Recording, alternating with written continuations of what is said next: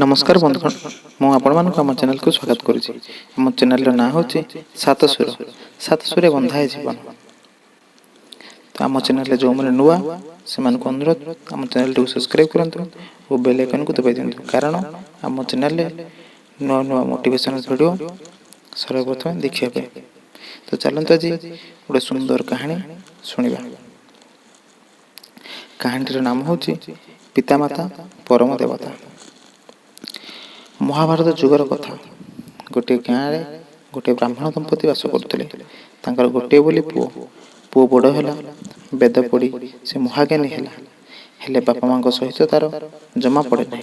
सब बेले सामान सामान कथार से कोड़ी गला जाऊे। दिने पुओ बापा माँ सह विरक्त हो घर छाड़ी बण को पलाई गले। बण में गोटे गछ मूल बसी ब्राह्मण युवक वेद पढ़ा आरंभ कले। से समय गछरे बसी पक्षीटे ता उपर मलत्याग करदेला। ब्राह्मण पिलाटी रागी जाई पक्षी को चाहिदेबारु पक्षीटी जली पड़ी भस्म हो गला। तापर युवक जनक जंगल पारी होई गोटे गाँव में पहुँचले। सेतेबेले तांको भारी भोक। से जनक घर को गले। घर स्त्री लोकटी बाहरी आसी कहले, आपण अपेक्षा करंतु, मु मो स्वामी सेवा कर सारा पर आपण कथा बुझी और खाइबा को देबी। ब्राह्मण युवक रागी जाई स्त्री लोकटी को चाहिए। यह देखि स्त्री लोकटी हसी दे कहले, मु कौन से पक्षी होइछि जे मते चाहिदेले मु पाउंस होइजिबी। ब्राह्मण युवक जानिले ए सामान्य नारी नुहे। तांको राग शांत हो गला। से स्त्री लोकटीर गोड़ तले पड़ी क्षमा मागिले एवं न देखी न शुणी किपरि सब कथा जानी पारिछंती ताहा जानिबाकू चेष्टा कले। स्त्री लोकटी कहिले, मु एही विद्या जाने जने व्याधक ठारू शिक्षा करिछि। आपण तांको पाखकू जांतु। तो हूँ ब्राह्मण युवक व्याधर ठिकाना नहीं सेठारे पहुँचले। युवक तांको सहित कथा हेबाकू चाहुथिबारु व्याध कहिले, मु मो काम सारे आपण अपेक्षा करंतु। से अपेक्षा कले। व्याध मांस बिकी सारिला, सौदा कला, तापरे रोसई बसैला।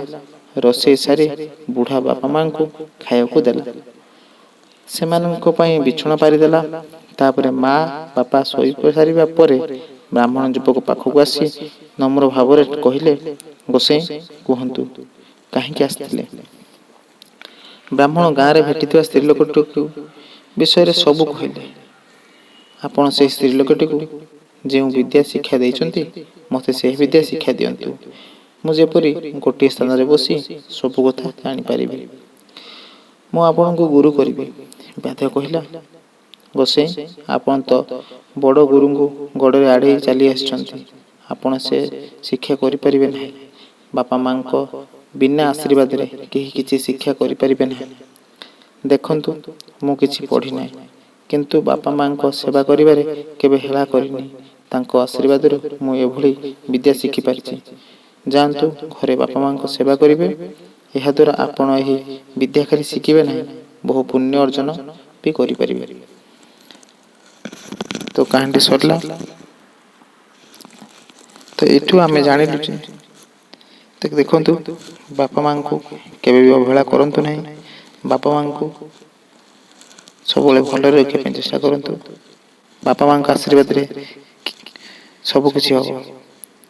बापा माँ बिना आशीर्वाद रे केही किछि हे परिबेनी।